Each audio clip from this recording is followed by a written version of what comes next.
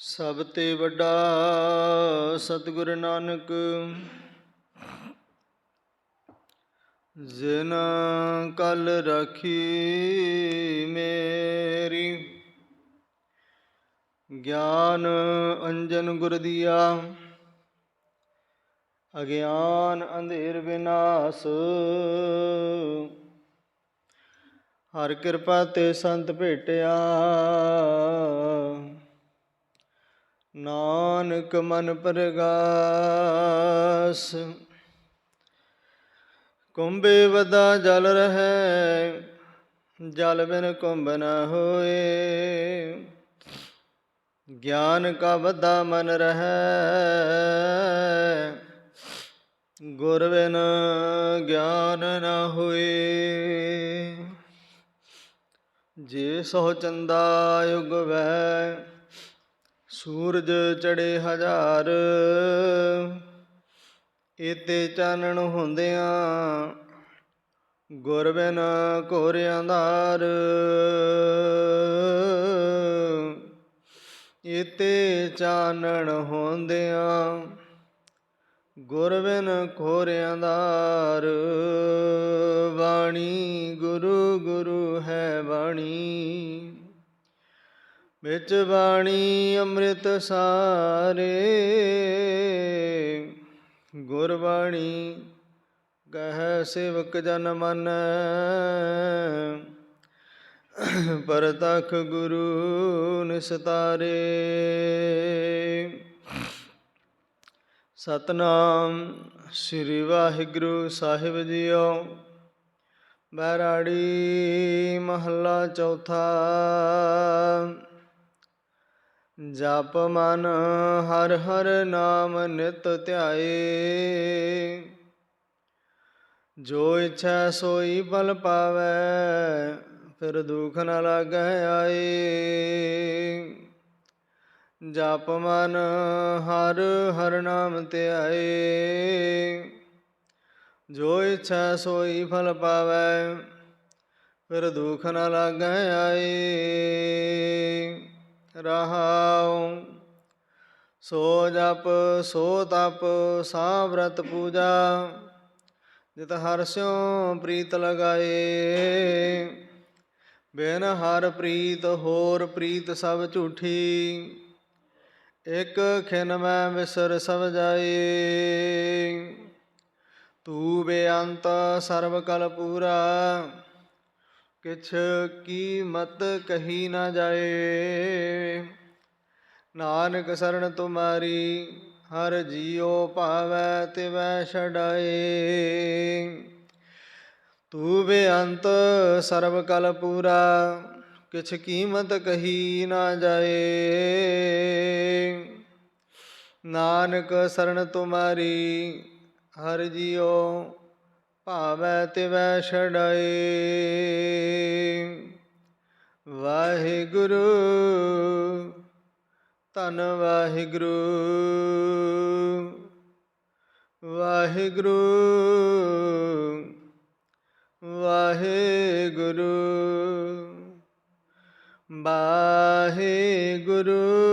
ਵਾਹਿਗੁਰੂ ਵਾਹਿਗੁਰੂ ਵਾਹਿਗੁਰੂ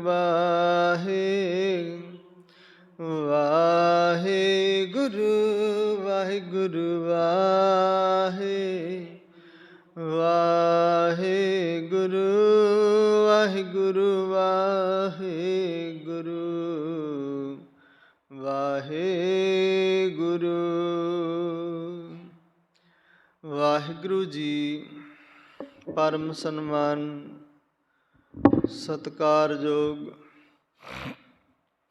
ਗੁਰੂ ਨਾਨਕ ਨਾਮ ਲੇਵਾ,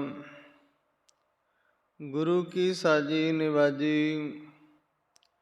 ਗੁਰੂ ਕਾ ਖਾਸ ਰੂਪ ਖਾਲਸਾ ਸਾਧ ਸੰਗਤ ਜੀ, ਵਡਭਾਗੇ ਹੋ ਜੋ ਅੰਮ੍ਰਿਤ ਵੇਲੇ ਦੀ ਸੰਭਾਲਣਾ ਕਰਦੇ ਹੋ। ਗੁਰੂ ਦਰਬਾਰ ਦੀਆਂ ਹਾਜ਼ਰੀਆਂ ਭਰ ਸੇਵਾ ਸਿਮਰਨ ਕਰ, ਸਤਿਗੁਰਾਂ ਦੇ ਦਰ ਨਤਮਸਤਕ ਹੋ। ਆਪਣਾ ਮਨੁੱਖਾ ਜੀਵਨ ਸਫਲਾ ਬਣਾਉਣ ਦਾ ਸਫਲ ਯਤਨ ਕਰਦੇ ਹੋ। ਧਨ ਧਨਤਾ ਦੇ ਜੋਗ ਚਬਰ ਛਤਰ ਤਖਤ ਦੇ ਮਾਲਿਕ, ਸਰਬ ਸਾਂਝੇ ਰਹਿਬਰ ਆਦ ਸ੍ਰੀ ਗੁਰੂ ਗ੍ਰੰਥ ਸਾਹਿਬ ਜੀ ਮਹਾਰਾਜ ਜੀਆਂ ਦਾ ਕੋਟਾਨ ਕੋਟ ਧੰਨਵਾਦ, ਜਿਨ੍ਹਾਂ ਦੀ ਬੇਅੰਤ ਕਿਰਪਾ ਦਾ ਸਦਕਾ ਸਾਨੂੰ ਇਸ ਵਡਮੁੱਲੇ ਸਮੇਂ ਦੀ ਮਹਾਨ ਅਪਾਰ ਬਖਸ਼ਿਸ਼ ਹੋਈ। ਆਓ ਗੁਰੂ ਕੀਆਂ ਬਖਸ਼ਿਸ਼ਾਂ ਰਹਿਮਤਾਂ ਦਾ ਲਈਏ ਲਾਹਾ। ਆਪ ਜੀ ਨੇ ਜਿੱਥੇ ਪਾਵਨ ਬਾਣੀ ਨਿਤਨੇਮ ਸਰਵਣ ਕੀਤਾ, ਪੰਜ ਬਾਣੀਆਂ ਦੇ ਜਾਪ ਸ਼ਬਦ ਹਜ਼ਾਰੇ, ਉੱਥੇ ਆਪ ਜੀ ਨੇ ਸ੍ਰੀ ਜਾਪ ਸਾਹਿਬ ਨਿਤਨੇਮ ਦੀ ਦੂਸਰੀ ਬਾਣੀ, ਉਸ ਦੀ ਵਿਚਾਰ ਵਿਆਖਿਆ ਸਰਵਣ ਕੀਤੀ। ਸੋ ਆਓ ਰੋਜ਼ ਨੇਮ ਅਨੁਸਾਰ ਵਿਚਾਰੇ ਜਾ ਰਹੇ ਪਾਵਨ ਪਵਿੱਤਰ ਹੁਕਮਨਾਮਿਆਂ ਦੀ ਵਿਚਾਰ ਆਰੰਭ ਕਰੀਏ। ਦੂਰ ਨੇੜ ਬੈਠੇ ਸਮੂਹ ਗੁਰੂ ਪਿਆਰ ਵਾਲਿਓ, ਧਰੋ ਸਤਿਗੁਰਾਂ ਦੇ ਚਰਨਾਂ ਦਾ ਧਿਆਨ, ਲਵਾਓ ਹਾਜ਼ਰੀ, ਕਰੋ ਆਪਣੀ ਮੁਬਾਰਕ ਰਸਨਾ ਪਵਿੱਤਰ। ਪ੍ਰੇਮ ਸਤਿਕਾਰ ਨਾਲ ਦੋਨੋਂ ਹੱਥ ਜੋੜ ਗੱਜ ਵੱਜ ਕੇ ਆਖੋ ਜੀ, ਵਾਹਿਗੁਰੂ ਜੀ ਕਾ ਖਾਲਸਾ, ਵਾਹਿਗੁਰੂ ਜੀ ਕੀ ਫਤਿਹ। ਸੰਗਤ ਜੀ ਜੋ ਗਜਾਏ ਫਤਿਹ ਉਹ ਪਾਏ ਫਤਿਹ। ਭਾਵ ਜੋ ਫਤਿਹ ਗੱਜ ਵੱਜ ਕੇ ਬੋਲੇ ਉਹ ਜਗਤ ਸੰਸਾਰ ਵਿੱਚ, ਇਸ ਭਿਆਨਕ ਸੰਸਾਰ ਸਮੁੰਦਰ ਦੇ ਵਿੱਚ ਗੋਤੇ ਨਹੀਂ ਖਾਂਦਾ, ਉਹ ਜਿੱਤ ਫਤਿਹ ਪ੍ਰਾਪਤ ਕਰ ਲੈਂਦਾ ਹੈ। ਇੰਨੀ ਮਹਾਨਤਾ ਹੈ ਫਤਿਹ ਗਜਾਉਣ ਦੀ। ਤਾਂ ਸੰਗਤ ਜੀ, ਅੱਜ ਦੇ ਪਾਵਨ ਪਵਿੱਤਰ ਅੰਗ 720 ਪਾਵਨ ਰਾਗ ਵੈਰਾੜੀ ਰਾਗ ਦੇ ਵਿੱਚ ਅੱਜ ਦੇ ਮੁਬਾਰਕ ਸ਼ਬਦਾਂ ਨੂੰ ਉਚਾਰਨ ਕੀਤਾ ਹੈ। ਧੰਨ ਧੰਨ ਰਾਮਦਾਸ ਗੁਰ, ਜਿਨ ਸਿਰਿਆ ਤਿਨੈ ਸਵਾਰਿਆ, ਪੂਰੀ ਹੋਈ ਕਰਾਮਾਤ, ਆਪ ਸਿਰਜਣ ਹਾਰੈ ਧਾਰਿਆ, ਸਿੱਖੀ ਅਤੇ ਸੰਗਤੀ, ਪਾਰ ਬ੍ਰਹਮ ਨਮਸਕਾਰਿਆ। ਤਾਂ ਸੰਗਤ ਜੀ, ਸਾਹਿਬ ਸ੍ਰੀ ਗੁਰੂ ਰਾਮਦਾਸ ਜੀ ਮਹਾਰਾਜ ਆਪਣੇ ਮੁਖਾਰਬਿੰਦ ਤੋਂ ਚੌਥੇ ਪਾਤਸ਼ਾਹ ਇਹਨਾਂ ਪਾਵਨ ਪਵਿੱਤਰ ਸ਼ਬਦਾਂ ਨੂੰ ਉਚਾਰਨ ਕਰਦੇ ਹਨ। ਚੌਥੇ ਪਾਤਸ਼ਾਹ ਸਾਹਿਬ ਸ੍ਰੀ ਗੁਰੂ ਰਾਮਦਾਸ ਜੀ ਮਹਾਰਾਜ ਜੀਆਂ ਦਾ ਜੀਵਨ ਬੜਾ ਸੰਘਰਸ਼ਮਈ ਰਿਹਾ ਹੈ। ਜਿਨ੍ਹਾਂ ਦੇ ਬਚਪਨ ਵਿੱਚ ਬਿਲਕੁਲ ਅਨਾਥ ਹੋ ਜਾਣ 'ਤੇ ਨਾਨੀ ਨੇ ਸੰਭਾਲਿਆ। ਪਹਿਲੋਂ ਮਾਤਾ ਗੁਜਰੀ, ਫਿਰ ਪਿਤਾ ਜੀ ਚੜ੍ਹਾਈ ਕਰ ਗਏ, ਫਿਰ ਨਾਨੀ ਦਾ ਸਹਾਰਾ ਰਹਿ ਗਿਆ। ਨਾਨੀ ਦੇ ਕੋਲ ਆਪਣੇ ਨਾਨਕੇ ਪਿੰਡ ਆ ਕਰਕੇ ਤੀਸਰੇ ਪਾਤਸ਼ਾਹ ਗੁਰੂ ਅਮਰਦਾਸ ਜੀ ਦੇ ਪਿੰਡ ਨਾਨਕੇ ਸਨ। ਉੱਥੇ ਆ ਕਰਕੇ ਇਹਨਾਂ ਨੇ ਆਪਣਾ ਰਹਿਣਾ ਸ਼ੁਰੂ ਕੀਤਾ। ਘੁੰਗਣੀਆਂ ਦਾਦੀ ਨੇ, ਨਾਨੀ ਨੇ ਬਣਾ ਕੇ ਦੇ ਦੇਣੀਆਂ ਅਤੇ ਉਹਨਾਂ ਨੂੰ ਵੇਚ ਕੇ ਆਪਣਾ ਗੁਜ਼ਾਰਾ ਕਰਨਾ। ਭਾਵ ਗੁਰੂ ਸਾਹਿਬ ਨੇ ਇਸ ਸੰਘਰਸ਼ਮਈ ਜੀਵਨ ਦੇ ਵਿੱਚ ਇਹ ਦੱਸਿਆ ਵੀ ਸਮਾਂ ਤੁਹਾਡੇ ਸਮਕਸ਼ ਨਾ ਵੀ ਹੋਵੇ, ਤੁਸੀਂ ਸਮੇਂ ਦੇ ਸਮਕਸ਼ ਹੋ ਕੇ ਚੱਲਣਾ। ਸਮਾਂ ਤੁਹਾਡੇ ਅਨੁਕੂਲ ਨਹੀਂ। ਜੇ ਸਮਾਂ ਅਨੁਕੂਲ ਹੁੰਦਾ ਤਾਂ ਚਾਚੇ ਤਾਏ ਭੈਣ ਭਾਈ ਬਾਂਹ ਫੜ ਲੈਂਦੇ, ਕਹਿ ਦਿੰਦੇ ਨਹੀਂ ਕਿ 2 ਰੋਟੀਆਂ ਦੀ ਗੱਲ ਹੈ, ਸਾਡੇ ਘਰ ਖਾ ਲਿਆ ਕਰੀ। ਪਰ ਕਿਸੇ ਨੇ ਵੀ ਬਾਂਹ ਨਹੀਂ ਫੜੀ, ਸ਼ਰੀਕੇ ਵਾਲਿਆਂ ਨੇ ਮੂੰਹ ਮੋੜ ਲਿਆ। ਤਾਂ ਸੰਗਤ ਜੀ, ਗੁਰੂ ਸਾਹਿਬ ਪਰਮਾਤਮਾ ਨੂੰ ਕੁਝ ਹੋਰ ਮਨਜ਼ੂਰ ਸੀ। ਕਈ ਸਾਲ ਟੋਕਰੀ ਢੋਈ ਜਦੋਂ ਗੋਇੰਦਵਾਲ ਸਾਹਿਬ ਦੀ ਬੌਲੀ ਸਾਹਿਬ ਤਿਆਰ ਹੋਈ ਹੈ ਨਾ, ਚੌਥੇ ਪਾਤਸ਼ਾਹ ਗੁਰਤਾ ਗੱਦੀ 'ਤੇ ਬੈਠਣ ਤੋਂ ਪਹਿਲਾਂ ਭਾਈ ਜੇਠੇ ਦੇ ਰੂਪ ਵਿੱਚ ਟੋਕਰੀ ਢੋਂਦੇ ਨੇ, ਘੁੰਗਣੀਆਂ ਵੇਚਦੇ ਨੇ, ਬਹੁਤ ਸਾਰੀ ਸੇਵਾ ਕਰਦੇ ਆ। ਪਰਮਾਤਮਾ ਦੀ ਬੜੀ ਬੇਅੰਤਤਾ ਉਹਨਾਂ 'ਤੇ ਕਿਰਪਾ ਹੋਈ। ਤੀਸਰੇ ਪਾਤਸ਼ਾਹ ਨੇ ਆਪਣੀ ਸਪੁੱਤਰੀ ਦਾ ਰਿਸ਼ਤਾ ਰਾਮਦਾਸ ਜੀ ਨੂੰ, ਜੇਠੇ ਨੂੰ ਕਰਕੇ ਗੁਰਤਾ ਗੱਦੀ ਬਖਸ਼ ਕੇ ਗੁਰੂ ਰਾਮਦਾਸ ਬਣਾ ਦਿੱਤਾ। ਅਤੇ ਸੰਗਤ ਜੀ, ਇਹ ਵੀ ਗੱਲ ਧਿਆਨ ਵਿੱਚ ਰੱਖਿਓ, ਜੇ ਕੋਈ ਧੰਨ ਗੁਰੂ ਰਾਮਦਾਸ, ਧੰਨ ਗੁਰੂ ਰਾਮਦਾਸ ਪਿਆਰ ਦੇ ਨਾਲ, ਸ਼ਰਧਾ ਦੇ ਨਾਲ, ਭਾਵਨਾ ਦੇ ਨਾਲ ਜਪਦਾ ਏ, ਅਤੇ ਗੁਰੂ ਰਾਮਦਾਸ ਜੀ ਮਹਾਰਾਜ ਉਹਦੇ ਜੀਵਨ ਵਿੱਚੋਂ ਕਲ ਕਲੇਸ਼ ਹੈ ਜਿਹੜੇ ਉਹ ਕੱਢ ਦਿੰਦੇ ਨੇ। ਵੱਡੀ ਗੱਲ, ਵਿਸ਼ੇ ਵਿਕਾਰ ਨੇ ਜਿਹੜੇ ਜੀਵਨ ਦੇ ਵਿੱਚੋਂ ਨਿਕਲ ਜਾਂਦੇ ਨੇ ਧੰਨ ਗੁਰੂ ਰਾਮਦਾਸ ਜਪਣ ਦੇ ਨਾਲ। ਧੰਨ ਗੁਰੂ ਰਾਮਦਾਸ ਜੀ ਮਹਾਰਾਜ ਜੀਆਂ ਦੀ ਬੜੀ ਵਡਿਆਈ ਭੱਟਾਂ ਨੇ ਕੀਤੀ ਹੈ। ਓਨੇ ਸਵਈਏ ਤਾਂ 4 ਪਾਤਸ਼ਾਹੀਆਂ ਦੇ ਨੇ ਅਤੇ ਓਨੇ ਸਵਈਏ ਹੀ ਇਕੱਲੇ ਗੁਰੂ ਰਾਮਦਾਸ ਜੀ ਦੇ ਨੇ। ਤਾਂ ਸੰਗਤ ਜੀ, ਇਹਨਾਂ ਦੀ ਬੇਅੰਤਤਾ ਨੂੰ ਬਿਆਨ ਨਹੀਂ ਕੀਤਾ ਜਾ ਸਕਦਾ, ਵਿਖਿਆਨ ਨਹੀਂ ਕੀਤਾ ਜਾ ਸਕਦਾ। ਜੇ ਕੋਈ ਕਹੇ ਮੈਂ ਅੰਤ ਪਾ ਲਵਾਂਗਾ, ਇਹ ਬੇਅੰਤ ਹੈ। ਪਰਮ ਪਿਤਾ ਪਰਮਾਤਮਾ ਦੇ ਕਾਰਜ ਵੀ ਬੇਅੰਤ ਨੇ। ਆਪ ਬੇਅੰਤ ਹੈ ਅਤੇ ਉਸਦੇ ਕਾਰਜ ਵੀ ਬੇਅੰਤ ਨੇ। ਬੇਅੰਤ ਦਾ ਅੰਤ ਨਹੀਂ ਪਾਇਆ ਜਾ ਸਕਦਾ।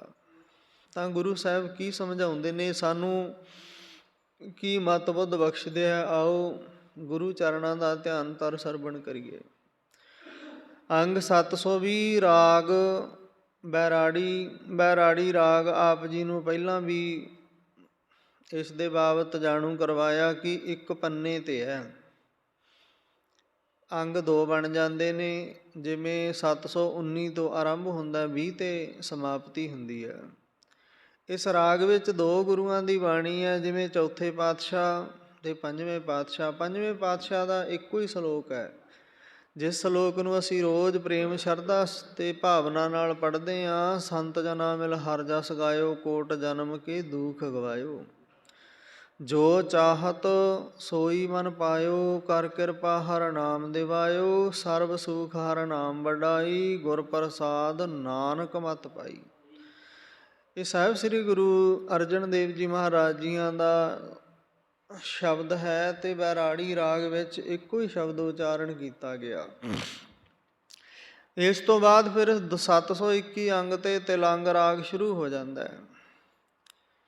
ਤਾਂ ਸਤਿਗੁਰੂ ਗੁਰੂ ਰਾਮਦਾਸ ਜੀ ਮਹਾਰਾਜ ਕੀ ਬਖਸ਼ਿਸ਼ਾਂ ਕਰਦੇ ਹੈ। ਬੈਰਾੜੀ ਮਹੱਲਾ ਚੌਥਾ।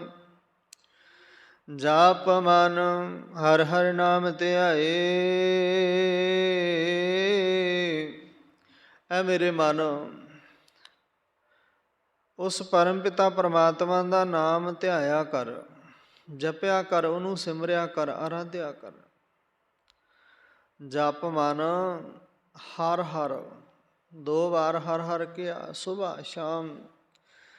ਹਰ ਹਰ ਦੁੱਖ ਅਤੇ ਸੁੱਖ ਵਿੱਚ, ਹਰ ਹਰ ਸੌਂਦਾ ਜਾਗਦਾ, ਪੈਂਦਾ ਸੌਂਦਾ, ਖਾਂਦਾ ਪੀਂਦਾ। ਭਾਵ ਹਰ ਵਕਤ ਉਸ ਪਰਮਾਤਮਾ ਨੂੰ ਧਿਆਇਆ ਕਰ, ਚੇਤੇ ਰੱਖਿਆ ਕਰ। ਅੰਤਰ ਗੁਰ ਆਰਾਧਨਾ, ਅੰਤਰਾਤਮੇ ਉਸ ਦੀ ਆਰਾਧਨਾ ਹੋ ਸਕਦੀ ਹੈ, ਕਰਿਆ ਕਰ। ਜਦੋਂ ਗੁਰੂ ਘਰ ਵੀ ਜਾਣਾ ਅਤੇ ਗੁਰੂ ਗੁਰੂ ਕਰਦਾ ਜਾਇਆ ਕਰ। ਗੁਰੂ ਘਰ ਤੋਂ ਵਾਪਸ ਪਰਤਦਾ ਤਾਂ ਗੁਰੂ ਗੁਰੂ ਕਰਦਾ ਆਪਣੇ ਘਰ ਤੱਕ ਆਇਆ ਕਰ। ਜੀਵਨ ਬਣਾ ਲੈ ਗੁਰੂ ਗੁਰੂ ਕਰ ਮਨ ਮੋਰ, ਗੁਰੂ ਬਿਨਾ ਮੈਂ ਨਾਹੀਂ ਹੋਰ। ਗੁਰੂ ਤੋਂ ਬਿਨਾਂ ਮੇਰਾ ਕੋਈ ਨਹੀਂ ਅਤੇ ਮੈਂ ਗੁਰੂ ਤੋਂ ਬਿਨਾਂ ਕੁਛ ਵੀ ਨਹੀਂ। ਇਸ ਤਰ੍ਹਾਂ ਦੀ ਅਵਸਥਾ ਬਣਾ ਲੈ। ਜੋ ਕੁਝ ਹੋ ਰਿਹਾ ਗੁਰੂ ਦੀ ਨਿਗਾਹ ਵਿੱਚ ਹੋ ਰਿਹਾ। ਗੁੱਝੀ ਛੰਨੀ ਨਾਹੀਂ ਬਾਤ, ਕੁਛ ਵੀ ਉਹ ਤੋਂ ਲੁਕਿਆ ਨਹੀਂ। ਘਟ ਘਟ ਕੇ ਪਟ ਪਟ ਕੀ ਜਾਣਾ, ਭਲੇ ਬੁਰੇ ਕੀ ਪੀਰ ਪਛਾਨੈ। ਉਹ ਬੇਅੰਤਤਾ ਦਾ ਮਾਲਕ ਆਪਣੀ ਬੇਅੰਤਤਾ ਦੇ ਨਾਲ ਸਭ ਕੁਝ ਖਿਡਾ ਰਿਹਾ, ਸਭ ਕੁਝ ਚਲਾ ਰਿਹਾ। ਸਭ ਸ੍ਰਿਸ਼ਟੀ ਉਸ ਪਰਮ ਪਿਤਾ ਪਰਮਾਤਮਾ ਦੀ ਨਿਗਾਹ ਵਿੱਚ ਚੱਲ ਰਹੀ ਹੈ। ਜਿਉਂ ਜਿਉਂ ਨਚਾਵੈ ਪ੍ਰਭ ਤਿਵ ਹੀ ਨਚੈ। ਜਿਵੇਂ ਉਹ ਨਚਾ ਰਿਹਾ ਸਭ ਨੂੰ, ਉਵੇਂ ਦੁਨੀਆਦਾਰੀ ਨੱਚ ਰਹੀ ਹੈ। ਤਾਂ ਸੰਗਤ ਜੀ, ਸਤਿਗੁਰੂ ਜੀ ਫਰਮਾਉਂਦੇ ਹਨ, ਜੋ ਇੱਛੈ ਸੋਈ ਫਲ ਪਾਵੈ, ਫਿਰ ਦੁੱਖ ਨ ਲਾਗੈ ਆਏ।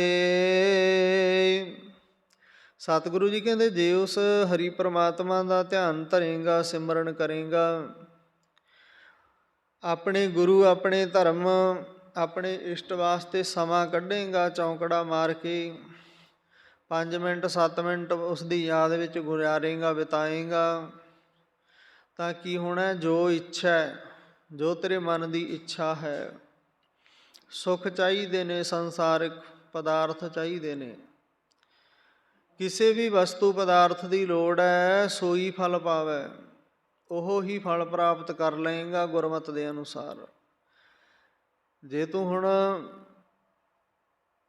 ਬੀਜ ਕੇ ਕਿੱਕਰਾਂ ਭਾਲੇ ਬਜੌਰ ਦੀਆਂ ਦਾਖਾਂ ਉਹ 'ਤੇ ਨਹੀਂ ਮਿਲਣੀਆਂ। ਜਿਹੇ ਕਰਮ ਕਮਾਏ ਤਿਹਾ ਹੋਏ ਸੀ, ਜਿਹੋ ਜਿਹਾ ਕਰੇਂਗਾ ਉਹੋ ਜਿਹਾ ਤੈਨੂੰ ਪਰਤ ਕੇ ਵਾਪਸ ਮਿਲੇਗਾ। ਜੇ ਚੰਗੇ ਕਰਮ ਕਰਕੇ ਉਮੀਦ ਹੈ ਵੀ ਚੰਗਾ ਮੇਰਾ ਭਲਾ ਹੋਵੇ, ਅਤੇ ਇਹ ਨੇਮ ਬੁਰੇ ਕਰਮਾਂ 'ਤੇ ਵੀ ਲਾਗੂ ਹੈ। ਕਿਸੇ ਵਾਸਤੇ ਕਿਸੇ ਦਾ ਬੁਰਾ ਕਰਕੇ ਫਿਰ ਆਪਣੇ ਵਾਸਤੇ ਵੀ ਉਸ ਕੀਤੇ ਹੋਏ ਬੁਰੇ ਦੀ ਉਡੀਕ ਕਰ, ਫਲ ਪਰਤ ਕੇ ਆਏਗਾ, ਜ਼ਰੂਰ ਆਏਗਾ। ਹਾਂ, ਬੀਜ ਬੀਜਣ ਦੇ ਵਿੱਚ ਫਰਕ ਹੋ ਸਕਦਾ ਹੈ। ਕਈ ਬੀਜ ਐਸੇ ਨੇ ਬਿਜਾਈ ਤੋਂ ਦੂਸਰੇ ਤੀਸਰੇ ਦਿਨ ਬਾਹਰ ਢੰਗੂਰ ਮਾਰ ਆਉਂਦੇ ਨੇ, ਕਈ ਬੀਜਾਂ ਨੂੰ ਮਹੀਨਾ ਲੱਗ ਜਾਂਦਾ ਪੁੰਗਰਨ ਦੇ। ਇਸੇ ਤਰ੍ਹਾਂ ਕਰਮਾਂ ਰੂਪੀ ਖੇਤੀ ਹੈ, ਇਸ ਦੇ ਵਿੱਚ ਕਈ ਕਰਮ ਅਸੀਂ ਐਸੇ ਕਰਦੇ ਹਾਂ ਜਿਨ੍ਹਾਂ ਦਾ ਫਲ ਤੁਰਤ ਹੱਥ ਮਿਲ ਜਾਂਦਾ ਹੈ, 2-4 ਦਿਨਾਂ ਬਾਅਦ ਮਿਲ ਜਾਂਦਾ ਹੈ। ਕਈਆਂ ਦੀ ਅਰਦਾਸ 2-4 ਦਿਨਾਂ 'ਚ ਹੀ ਸੁਣੀ ਜਾਂਦੀ ਹੈ, ਕਈਆਂ ਦੀ ਅਰਦਾਸ ਇੱਕੋ ਹੀ ਹੁੰਦੀ ਹੈ ਅਤੇ ਸਾਲ ਬੀਤ ਜਾਂਦੇ ਨੇ ਪਰ ਅਰਦਾਸ ਪੂਰੀ ਨਹੀਂ ਹੁੰਦੀ। ਬਸ ਇਸੇ ਤਰ੍ਹਾਂ ਬੀਜ ਦਾ ਫਰਕ ਹੁੰਦਾ ਹੈ। ਜੇ ਬੀਜ ਚੰਗੀ ਤਿਆਰੀ ਨਾਲ ਬੀਜਿਆ ਹੋਵੇ ਤਾਂ ਉਗਰਦਾ ਵੀ ਹੈ ਅਤੇ ਫਲ ਵੀ ਦਿੰਦਾ ਹੈ। ਜੇ ਹੁਣ ਬੀਜ ਹੀ ਸੁੱਕੇ ਵਿੱਚ ਸੁੱਟ ਦਈਏ, ਮੁੜ ਕੇ ਪਾਣੀ ਦੀ ਬੂੰਦ ਨਾ ਦਿਖਾਈਏ, ਉਹ ਕੋਈ ਬੀਜ ਬਹੁਤੀ ਤਾਕਤ ਵਾਲਾ ਨਹੀਂ। ਜਿਹੜਾ ਉਸ ਤੋਂ ਪੌਦਾ ਪੈਦਾ ਹੋਣਾ ਨਾ, ਉਹ ਕੋਈ ਬਹੁਤੀ ਤਾਕਤ ਵਾਲਾ ਅਤੇ ਬਹੁਤਾ ਕੋਈ ਝਾੜ ਦੇਣ ਵਾਲਾ ਨਹੀਂ ਹੋਵੇਗਾ। ਕਿਉਂ?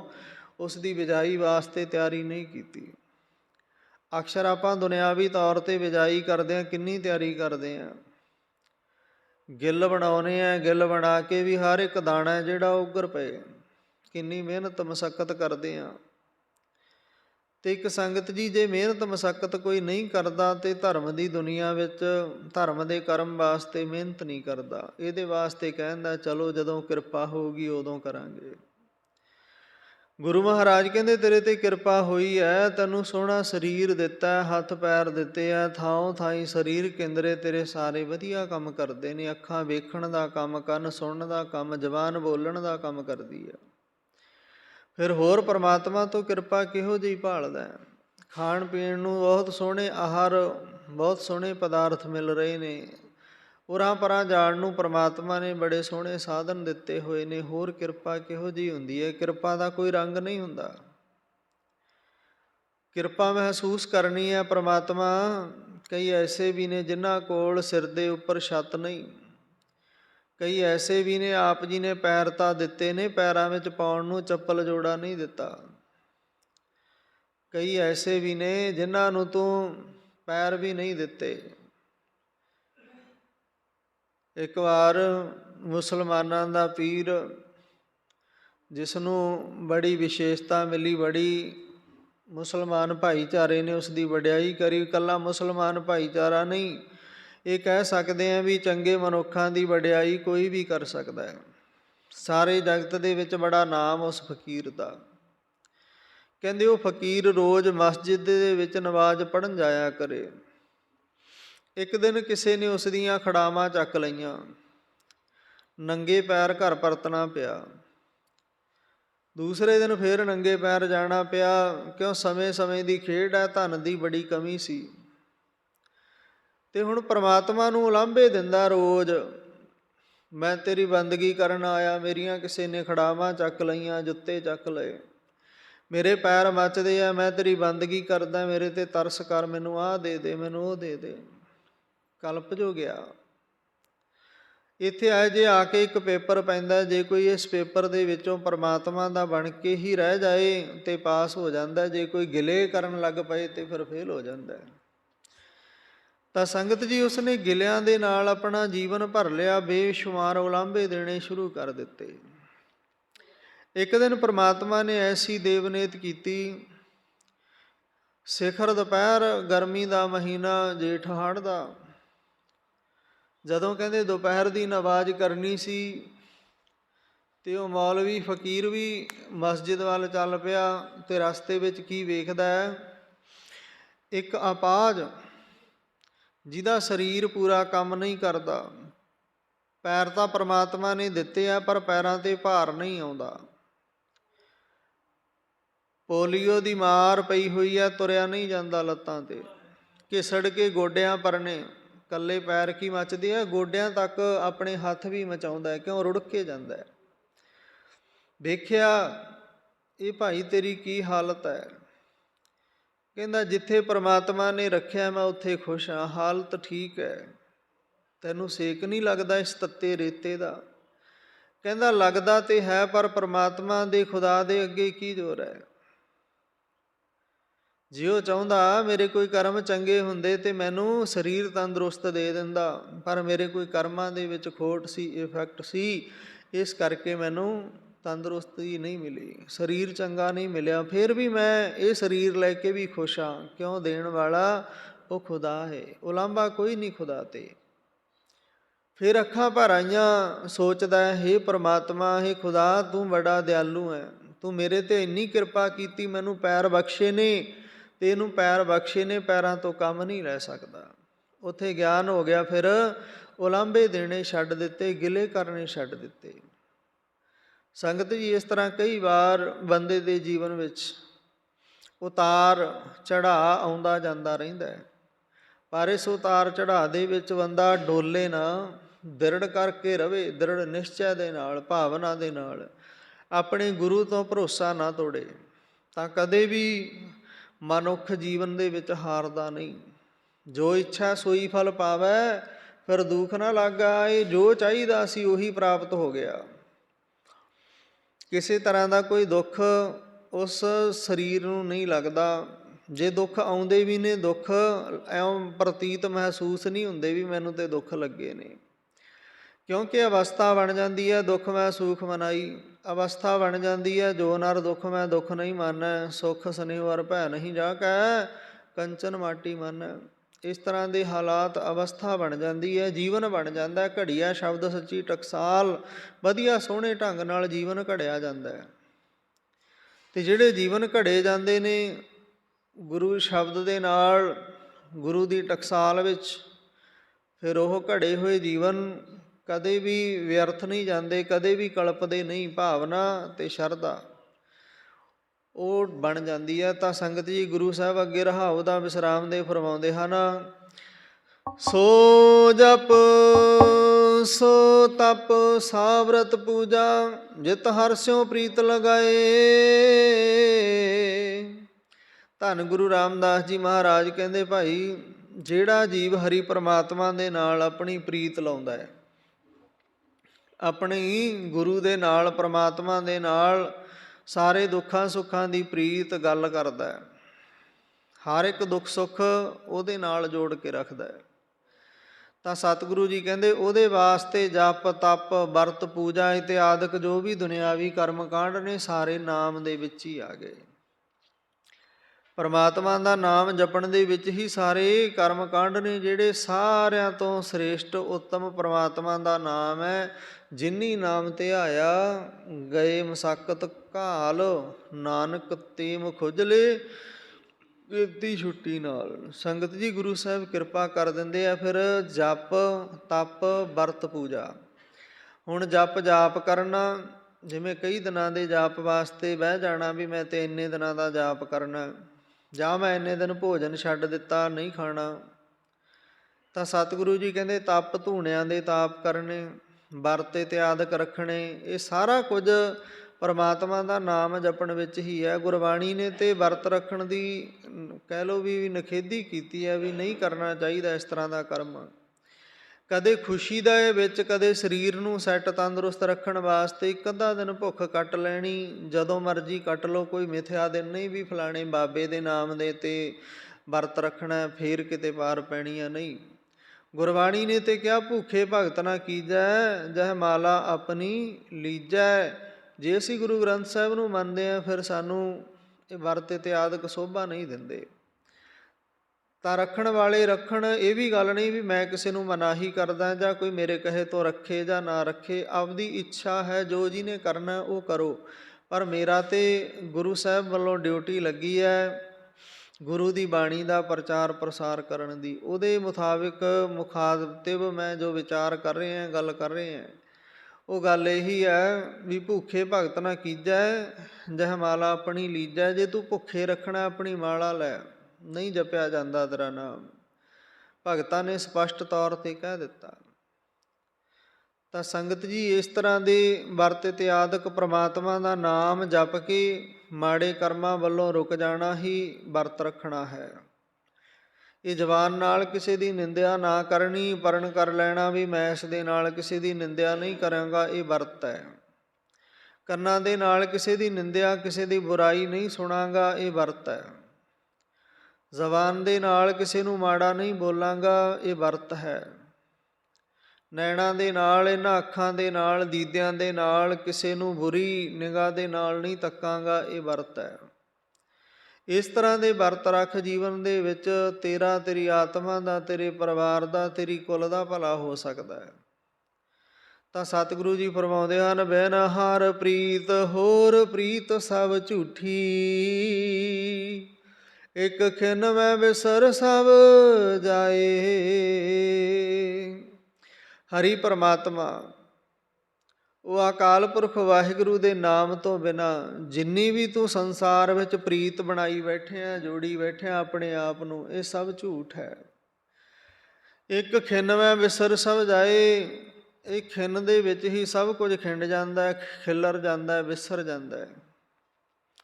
ਅਚਾਨਕ ਕੋਈ ਬੰਦਾ ਆਪਣੇ ਜੀਵਨ ਵਿੱਚ ਸਫ਼ਰ ਕਰ ਰਿਹਾ, ਚੱਲ ਰਿਹਾ, ਅਚਾਨਕ ਉਹਦੇ ਸਾਹਮਣੇ ਕੋਈ ਮੌਤ ਦਾ ਦ੍ਰਿਸ਼ ਆ ਜਾਏ, ਚੱਲਦਿਆਂ ਰਸਤੇ ਵਿੱਚ ਕੋਈ ਤਕੜਾ ਸੱਪ ਨਿਕਲ ਜਾਵੇ, ਇੱਕ ਖਿਨ ਦੇ ਵਿੱਚ ਬੰਦਾ ਸਭ ਕੁਝ ਭੁੱਲ ਜਾਂਦਾ ਵੀ ਮੇਰੇ ਪਿੱਛੇ ਵੀ ਕੋਈ ਹੈ। ਉੱਥੇ ਸਿਰਫ ਸਾਹਮਣੇ ਮੌਤ ਹੀ ਨਜ਼ਰ ਆਉਂਦੀ ਹੈ। ਜਾਂ ਤਾਂ ਉਸ ਮੌਤ ਤੋਂ ਭੱਜੇਗਾ, ਆਪਣਾ ਬਚਾਅ ਕਰੇਗਾ, ਜਾਂ ਉਸ ਮੌਤ ਦੇ ਨਾਲ ਲੜੇਗਾ, ਉਹਨੂੰ ਮਾਰਨਾ ਚਾਹੇਗਾ। ਰਸਤੇ ਜਾਂਦਿਆਂ ਕੋਈ ਭੈੜਾ ਕੁੱਤਾ ਮਿਲ ਜਾਏ ਤੇ ਬੰਦਾ ਰਾਹ ਛੱਡ ਦੇਵੇਗਾ, ਇੱਕ ਖਿਨ ਦੇ ਵਿੱਚ ਤ੍ਰਿਵਕ ਜਾਏਗਾ, ਡਰ ਜਾਏਗਾ। ਇਸੇ ਤਰ੍ਹਾਂ ਉਹ ਪਰਮ ਪਿਤਾ ਪਰਮਾਤਮਾ ਕਹਿੰਦੇ, ਬੰਦਾ ਜੀਵਨ ਦੇ ਵਿੱਚ ਚੱਲਦਾ ਹੈ, ਕਦਮ ਦਰ ਕਦਮ ਅੱਗੇ ਵੱਧਦਾ, ਜਿੱਥੇ ਥੋੜ੍ਹਾ ਜਿਹਾ ਡਰ ਆ ਗਿਆ ਉੱਥੇ ਤ੍ਰਿਵਕ ਜਾਂਦਾ, ਡਰ ਜਾਂਦਾ। ਡਰ ਦੇ ਨਾਲ ਹੀ ਬੰਦੇ ਦੇ ਅੰਦਰ ਬਹੁਤ ਕੁਝ ਹੱਲ ਜਾਂਦਾ ਹੈ। ਇੱਕ ਡਰਾਵਾ ਪੈਦਾ ਹੋਇਆ, ਉਹਦੇ ਨਾਲ ਸਭ ਕੁਝ ਹੱਲ ਗਿਆ। ਕਿਸੇ ਭੈਣ ਭਾਈ ਕਰਕੇ ਜੇ ਆਪਦਾ ਨੁਕਸਾਨ ਹੁੰਦਾ, ਬੰਦਾ ਉਸ ਤੋਂ ਥੋੜ੍ਹੀ ਦੂਰੀ ਬਣਾ ਲੈਂਦਾ ਵੀ ਆਪਾਂ ਆਪਣਾ ਨੁਕਸਾਨ ਕਾਹਤੋਂ ਕਰਾਉਣਾ, ਇਹਦਾ ਤਾਂ ਹੋ ਹੀ ਰਿਹਾ। ਇੱਥੇ ਆ ਕੇ ਸਾਰੀਆਂ ਪ੍ਰੀਤਾਂ ਝੂਠੀਆਂ ਸਾਬਤ ਹੋ ਜਾਂਦੀਆਂ ਨੇ। ਤਾਂ ਗੁਰੂ ਸਾਹਿਬ ਅੱਗੇ ਅੰਤਿਮ ਪੰਕਤੀਆਂ ਵਿੱਚ ਫਰਮਾਉਂਦੇ ਹਨ, ਤੂੰ ਬੇਅੰਤ ਸਰਬ ਕਲ ਪੂਰਾ, ਕਿਛ ਕੀਮਤ ਕਹੀ ਨਾ ਜਾਏ। ਤੂੰ ਬੇਅੰਤ ਸਰਬ ਕਲ ਪੂਰਾ, ਕਿਛ ਕੀਮਤ ਕਹੀ ਨਾ ਜਾਏ। ਇਹ ਪਰਮ ਪਿਤਾ ਪਰਮਾਤਮਾ, ਤੂੰ ਬੇਅੰਤ ਹੈ, ਤੇਰਾ ਅੰਤ ਕਿਸੇ ਨਹੀਂ ਪਾਇਆ। ਸਰਬ ਕਲ ਪੂਰਾ, ਸਾਰੀਆਂ ਕਲਾਂ ਦਾ ਪੂਰਾ ਹੈ ਤੂੰ, ਤੇਰੇ ਵਿੱਚ ਕੋਈ ਵੀ ਊਣਤਾਈ ਨਹੀਂ। ਜਗਤ ਵਿੱਚ 4 ਯੁੱਗ ਹੋਏ, 4 ਯੁੱਗਾਂ ਦੇ 4 ਅਵਤਾਰ ਹੋਏ, ਕੋਈ 12 ਕਲਾ ਸੰਪੂਰਨ ਹੈ, ਕੋਈ 14 ਕਲਾ, ਕੋਈ 16, ਪਰ ਕਲਯੁਗ ਦੇ ਵਿੱਚ ਸਰਬ ਕਲਾ ਸਮਰੱਥ, ਡੋਲਣ ਤੇ ਰਾਖੋ ਪ੍ਰਭੂ ਨਾਨਕ ਦੇ ਕਰ ਹੱਥ। ਸਾਰੀਆਂ ਕਲਾ ਦੇ ਵਿੱਚ ਸੰਪੂਰਨ, ਕਿਸੇ ਤਰ੍ਹਾਂ ਦੀ ਕੋਈ ਕਲਾ ਦੀ ਕਮੀ ਨਹੀਂ। ਜੇ ਕੋਈ ਇੱਕ ਅੱਧੀ ਕਲਾ ਵੀ ਘੱਟ ਹੋਵੇ ਤਾਂ ਦਾਤਾਰ ਪਾਤਸ਼ਾਹ ਜਗਤ ਸੰਸਾਰ ਨਾਲ ਸੰਬੰਧ ਜੁੜ ਜਾਂਦੇ ਨੇ। ਅਤੇ ਜੇ ਸਾਰੀਆਂ ਕਲਾ, ਸਰਬ ਕਲਾ ਸਮਰੱਥ ਹੈ ਤਾਂ ਜਗਤ ਦੇ ਨਾਲ ਕੋਈ ਸੰਬੰਧ ਨਹੀਂ। ਜਗਤ ਵਾਲੇ ਤੇਰੇ ਨਾਲ ਸੰਬੰਧ ਜੋੜਨਾ, ਫਿਰ ਕਿਤੇ ਜਾ ਕੇ ਜੀਵਨ ਦੀ ਖੇਡ ਬਣਦੀ ਹੈ, ਸਮਝ ਆਉਂਦੀ ਹੈ ਵੀ ਜੀਵਨ ਕੀ ਹੈ ਅਤੇ ਕਿਵੇਂ ਇਸ ਜੀਵਨ ਨੂੰ ਜਿਉਇਆ ਜਾਏ, ਕਿਵੇਂ ਇਸ ਜੀਵਨ ਦੇ ਵਿੱਚ ਨੇਕੀਆਂ ਕਮਾਈਆਂ ਜਾਣ, ਕਿਵੇਂ ਧਰਮ ਦਾ ਕਰਮ ਕਮਾਇਆ ਜਾਏ। ਸਰਬ ਕਲ ਪੂਰਾ, ਸਾਰੀਆਂ ਕਲਾਂ ਦਾ ਮਾਲਕ ਹੈ ਤੂੰ, ਕਿਛ ਕੀਮਤ ਕਹੀ ਨਾ ਜਾਏ। ਤੇਰੀ ਕੀਮਤ ਵੀ ਕੋਈ ਨਹੀਂ ਪਾ ਸਕਦਾ। ਕੋਈ ਇਹ ਨਹੀਂ ਕਹਿ ਸਕਦਾ ਵੀ ਤੈਨੂੰ ਕੀ ਦੇ ਕੇ ਕੋਈ ਖੁਸ਼ ਕਰ ਲਵੇ ਸੰਸਾਰਿਕ ਪਦਾਰਥਾਂ ਦੇ ਵਿੱਚੋਂ। ਕਰੋੜਾਂ ਰੁਪਈਏ ਦਰਬਾਰ ਦੇ ਵਿੱਚ ਧਰ ਦੇਈਏ, ਮਾਲਕ ਨੂੰ ਕਹੀਏ ਇਹ ਤੇਰੇ ਨੇ, ਪਰ ਮੈਨੂੰ ਦਰਸ਼ਨ ਦੇ, ਬਿਲਕੁਲ ਨਹੀਂ। ਕੋਈ ਹੋਰ ਮਹਿੰਗੇ ਪੁਸ਼ਾਕੇ, ਬਹੁਤ ਸੋਨਾ ਚਾਂਦੀ, ਹੀਰੇ ਮੋਤੀ ਜਵਾਹਰਾਤ ਰੱਖ ਦਈਏ, ਮਾਲਕਾ ਪਰਮਾਤਮਾ ਗੁਰੂ ਸਾਹਿਬ ਤੇਰੇ ਨੇ, ਤੂੰ ਮੇਰਾ ਹੋ ਜਾ, ਬਿਲਕੁਲ ਨਹੀਂ। ਗੁਰੂ ਸਾਹਿਬ ਕਹਿੰਦੇ, ਜਿਨ ਪ੍ਰੇਮ ਕੀਓ ਤਿਨ ਹੀ ਪ੍ਰਭ ਪਾਇਓ। ਜਿਨ੍ਹਾਂ ਨੇ ਪ੍ਰਮਾਤਮਾ ਨੂੰ ਪਾਉਣਾ ਉਹ ਪ੍ਰੇਮ ਦੇ ਨਾਲ ਪਾ ਸਕਦੇ ਆ, ਸ਼ਰਧਾ ਦੇ ਨਾਲ, ਭਾਵਨਾ ਦੇ ਨਾਲ ਪਾ ਸਕਦੇ ਆ। ਧਨ ਨਾਲ ਅਤੇ ਦੁਨਿਆਵੀ ਪਦਾਰਥਾਂ ਨਾਲ ਪਰਮਾਤਮਾ ਦੀ ਖਰੀਦਦਾਰੀ ਨਹੀਂ ਹੋ ਸਕਦੀ। ਹਾਂ, ਇਹ ਸਾਡਾ ਚਾਅ ਹੈ, ਅਸੀਂ ਆਪਣੇ ਗੁਰੂ ਨੂੰ, ਆਪਣੇ ਇਸ਼ਟ ਨੂੰ ਸ਼ਰਧਾ ਦੇ ਨਾਲ, ਭਾਵਨਾ ਦੇ ਨਾਲ ਹਜ਼ਾਰਾਂ ਦੇ ਪੁਸ਼ਾਕੇ ਭੇਟ ਕਰੀਏ, ਜਾਂ ਅਸੀਂ ਮਹਿੰਗੀਆਂ ਸੋਹਣੀਆਂ ਵਸਤੂਆਂ ਗੁਰੂ ਵਾਸਤੇ ਲੈ ਕੇ ਆਈਏ। ਕਿਉਂ? ਗੁਰੂ ਵਾਸਤੇ ਸਿੱਖ ਬੇਸ਼ੁਮਾਰ ਮਹਿੰਗੀਆਂ ਵਸਤੂਆਂ ਚੀਜ਼ਾਂ ਲੈ ਕੇ ਆਉਂਦੇ। ਗੁਰੂ ਸਾਹਿਬ ਨੇ ਜਦੋਂ ਜੰਗਾਂ ਯੁੱਧਾਂ ਦੇ ਸਮੇਂ ਵਿੱਚ ਕਿਹਾ ਵੀ ਅੱਜ ਤੋਂ ਬਾਅਦ ਮੋਹਰਾਂ ਦੀ ਲੋੜ ਨਹੀਂ, ਧਨ ਦੀ ਲੋੜ ਨਹੀਂ, ਅੱਜ ਤੋਂ ਬਾਅਦ ਆਪਣੇ ਪੁੱਤਰ ਦਾਨ ਕਰੋ, ਇਹਨਾਂ ਨੂੰ ਖਾਲਸਾਈ ਫੌਜ ਦੇ ਵਿੱਚ ਸ਼ਾਮਲ ਕਰਨਾ ਹੈ, ਜ਼ੁਲਮ ਦੇ ਵਿਰੁੱਧ ਲੜਿਆ ਕਰਨਗੇ, ਜ਼ਾਲਮ ਨੂੰ ਖੜਕਾਇਆ ਕਰਨਗੇ। ਤਾਂ ਸੰਗਤ ਜੀ, ਸਿੱਖਾਂ ਨੇ, ਉਹਨਾਂ ਮਾਵਾਂ ਨੇ, ਉਹਨਾਂ ਮਾਤਾ ਪਿਤਾ ਨੇ ਦੇਰ ਨਹੀਂ ਲਾਈ, ਗੁਰੂ ਦੇ ਹੁਕਮ ਨੂੰ ਸੁਣਿਆ, ਉਸੇ ਟਾਈਮ ਉਸ 'ਤੇ ਅਮਲ ਕੀਤਾ। ਜਿਹਦੇ ਘਰ 4 ਪੁੱਤਰ ਸੀ, 2 ਪੁੱਤ ਗੁਰੂ ਨੂੰ ਦੇ ਦਿੱਤੇ, ਆ ਲਓ ਜੀ ਤੁਹਾਡੇ ਵਾਸਤੇ ਹੈ 2 ਪੁੱਤ, ਇਹਨਾਂ ਨੂੰ ਜਿੱਥੇ ਮਰਜ਼ੀ ਤੁਸੀਂ ਲਾ ਲਓ, ਜੋ ਮਰਜ਼ੀ ਕਰਵਾ ਲਓ। ਫਿਰ ਜਿੱਥੇ 2-2 ਪੁੱਤਰ ਦਿੱਤੇ, ਜਿੱਥੇ 4 ਪੁੱਤਰ ਸੀ 2 ਦਿੱਤੇ, ਜਿੱਥੇ 8 ਸੀ ਉੱਥੇ 4 ਦਿੱਤੇ, ਜਿੱਥੇ 2 ਸੀ ਉੱਥੇ 1 ਦਿੱਤਾ, ਵੀ ਇੱਕ ਘਰ ਪਰਿਵਾਰ ਸੰਭਾਲੇਗਾ, ਇੱਕ ਗੁਰੂ ਸਾਹਿਬ ਦੇ ਫੌਜ ਵਿੱਚ ਕੰਮ ਕਰੇਗਾ। ਤਾਂ ਸੰਗਤ ਜੀ, ਨਾਲ ਫਿਰ ਚੰਗੇ ਬੰਦੂਕਾਂ, ਚੰਗੇ ਅਸਲੇ, ਚੰਗੀਆਂ ਕਿਰਪਾਨਾਂ, ਚੰਗੀਆਂ ਗੰਡਾਸੀਆਂ, ਬਰਛੇ ਤੇ ਆਦਿਕ, ਇਹ ਵੀ ਗੁਰੂ ਸਾਹਿਬ ਦੇ ਭੇਟਾ ਹੋਣ ਲੱਗ ਪਏ। ਕਿਉਂ? ਸਮੇਂ ਨੂੰ ਜੋ ਬਦਲਣਾ ਸੀ, ਪਾਪ ਨੂੰ ਜੋ ਮਿਟਾਉਣਾ ਸੀ, ਅਤਿਆਚਾਰ ਨੂੰ ਖਤਮ ਕਰਨਾ ਸੀ, ਜ਼ਾਲਮ ਤੇ ਜ਼ੁਲਮ ਨੂੰ ਮਿਟਾਉਣਾ ਸੀ। ਤਾਂ ਸੰਗਤ ਜੀ, ਫਿਰ ਉਸ ਦੀ ਕੀਮਤ ਕਿਵੇਂ ਪਾਈ ਜਾ ਸਕੇ? ਜੋ ਉਹ ਚਾਹੁੰਦਾ ਹੈ ਕਰਕੇ ਦਿਖਾਉਂਦਾ ਹੈ। ਗੁਰੂ ਗੋਬਿੰਦ ਸਿੰਘ ਮਹਾਰਾਜ ਨੇ ਜੋ ਜੀਵਨ ਵਿੱਚ ਕਿਹਾ ਉਹ ਕੀਤਾ। ਇਨ ਪੁੱਤਰਨ ਕੇ ਸੀਸ ਪਰ ਵਾਰ ਦੀਏ, ਸੁੱਤ 4 ਮੂਏ ਤੋਂ ਕਿਆ ਭਇਆ, ਜੀਵਤ ਕਈ ਹਜ਼ਾਰ, ਸਾਨੂੰ ਹਜ਼ਾਰਾਂ ਦੇ ਵਿੱਚ ਗਿਣ ਕੇ ਆਪਣਾ ਨਾਦੀ ਪੁੱਤਰ ਬਣਾਇਆ। ਤੇ ਨਾਦੀ ਪੁੱਤਰ ਖਾਲਸਾ ਬਣ ਕੇ ਗੁਰੂ ਦਾ ਧਿਆਨ ਧਰੇ ਤਾਂ ਜੀਵਨ ਸਫਲਾ ਹੋ ਸਕਦਾ ਹੈ। ਵਹਿਮਾਂ ਭਰਮਾਂ ਦਾ ਹਨੇਰਾ ਜਿਹੜਾ ਉਹ ਮਿਟ ਸਕਦਾ ਹੈ, ਜੇ ਗੁਰਬਾਣੀ ਦੀ ਰੌਸ਼ਨੀ ਵਿੱਚ ਆਪਣਾ ਜੀਵਨ ਜਿਉਈਏ। ਅੰਤਿਮ ਪੰਕਤੀ ਵਿੱਚ ਸਾਹਿਬ ਸ੍ਰੀ ਗੁਰੂ ਰਾਮਦਾਸ ਜੀ ਮਹਾਰਾਜ ਫਰਮਾਉਂਦੇ ਹੈ, ਨਾਨਕ ਸਰਣ ਤੁਮਾਰੀ ਹਰ ਜੀਓ, ਭਾਵੈ ਤਿਵੈ ਛਡਾਏ। ਨਾਨਕ ਸਰਣ ਤੁਮਾਰੀ ਹਰ ਜੀਓ, ਭਾਵੈ ਤਿਵੈ ਛਡਾਏ। ਧੰਨ ਸਾਹਿਬ ਸ੍ਰੀ ਗੁਰੂ ਰਾਮਦਾਸ ਜੀ ਮਹਾਰਾਜ ਫਰਮਾਉਂਦੇ ਹਨ। ਨਾਨਕ ਚੌਥੇ ਗੁਰੂ ਰਾਮਦਾਸ ਆਖਦੇ ਹਨ, ਇਹ ਪਰਮ ਪਿਤਾ ਪਰਮਾਤਮਾ ਜੀ, ਅਸੀਂ ਤੇ ਆਪ ਜੀ ਦੀ ਸ਼ਰਨ ਵਿੱਚ ਆ ਗਏ ਹਾਂ। ਆਪ ਜੀ ਨੂੰ ਜਿਵੇਂ ਚੰਗਾ ਲੱਗਦਾ ਉਵੇਂ ਸਾਨੂੰ ਇਸ ਕਾਲਬੂਤ ਕਲਯੁਗੀ ਸਮੇਂ ਦੇ ਵਿੱਚੋਂ ਕੱਢੋ। ਸਾਡੇ ਇਹ ਬੁਰਾਈਆਂ ਦੇ ਵਿੱਚ ਫਸੇ ਹੋਏ ਜੀਵਨ ਨੂੰ ਕੱਢ ਕੇ ਆਪ ਜੀ ਚੰਗਿਆਈਆਂ ਦੇ ਵਾਲੇ ਪਾਸੇ ਲਾ ਦਿਓ। ਹੁਣ ਸਾਡੀ ਆਦਤ ਬਣੀ ਪਈ ਹੈ, ਚੰਗਿਆਈਆਂ ਆਲਕ ਕਰੇ, ਬੁਰਿਆਈਆਂ ਹੋਏ ਸ਼ੇਰ ਅਵਸਥਾ ਇਹ ਬਣੀ ਪਈ ਹੈ। ਦਾਤਾਰ ਪਾਤਸ਼ਾਹ ਅਵਸਥਾ ਬਣ ਜਾਏ, ਬਿਸਰ ਨਾਹੀਂ ਦਾਤਾਰ ਆਪਣਾ ਨਾਮ ਦੇਹੋ, ਗੁਣ ਗਾਵਾਂ ਦਿਨ ਰਾਤ ਨਾਨਕ ਚਾਹੋ ਇਹੋ। ਮੇਰੇ ਮਨ ਦਾ ਚਾਹ ਬਣ ਜਾਏ ਮੈਂ ਆਪ ਜੀ ਦੇ ਗੁਣ ਗਾਵਾਂ, ਅਤੇ ਗੁਣ ਗਾਉਂਦਿਆਂ ਗੁਣਵਾਨ ਬਣ ਜਾਈਦਾ, ਅਤੇ ਦੂਸਰਿਆਂ ਦੇ ਔਗਣ ਵੇਖੀਏ ਅਤੇ ਸ਼ੈਤਾਨ ਬਣ ਜਾਈਦਾ। ਸ਼ੈਤਾਨੀ ਨਾ ਸਾਡੇ ਅੰਦਰ ਪੈਦਾ ਹੋਵੇ, ਗੁਣਵਾਨ ਬਣ ਕੇ ਆਪਣਾ ਜੀਵਨ ਬਤੀਤ ਕਰੀਏ ਜੀ। ਆਓ ਹੁਕਮਨਾਮਾ ਸਾਹਿਬ ਦੀ ਵਿਚਾਰ ਵਿੱਚ ਸਤਿਗੁਰਾਂ ਨੇ ਬੇਅੰਤ ਕਿਰਪਾ ਕੀਤੀ। 52 ਹੁਕਮਨਾਮਿਆਂ ਦੇ ਵਿੱਚੋਂ 10ਵੇਂ ਪਾਤਸ਼ਾਹ ਗੁਰੂ ਗੋਬਿੰਦ ਸਿੰਘ ਜੀ ਮਹਾਰਾਜ ਜੀਆਂ ਦਾ 28ਵਾਂ ਹੁਕਮ ਹੈ, ਸਿੱਖ ਨੇ ਰਾਜਨੀਤੀ ਵੀ ਪੜ੍ਹਨੀ ਹੈ। ਜਿੱਥੇ ਧਰਮ ਦੇ ਗ੍ਰੰਥ ਪੜ੍ਹਦੇ ਨੇ ਨਾ, ਗੁਰਮਤ ਨੂੰ ਪੜ੍ਹਨਾ, ਅਤੇ ਉੱਥੇ ਸਿੱਖ ਨੇ ਰਾਜਨੀਤੀ ਪੜ੍ਹਨੀ, ਚੰਗੀ ਤਰ੍ਹਾਂ ਰਾਜਨੀਤੀ ਦੇ ਬਾਬਤ ਜਾਣੂ ਹੋਣਾ। ਕਈ ਵਾਰ ਆਪਾਂ ਕਹਿ ਦਿੰਦੇ ਹਾਂ ਨਾ, ਮੈਂ ਰਾਜਨੀਤੀ 'ਚ ਪੰਗੇ ਲੈਂਦੇ, ਇਹਨਾਂ ਦਾ ਕੀ ਰਾਜਨੀਤੀ ਨਾਲ ਸੰਬੰਧ? ਨਹੀਂ, ਗੁਰੂ ਸਾਹਿਬ ਨੇ ਕਿਹਾ ਰਾਜਨੀਤੀ ਵੀ ਆਉਣੀ ਚਾਹੀਦੀ ਹੈ।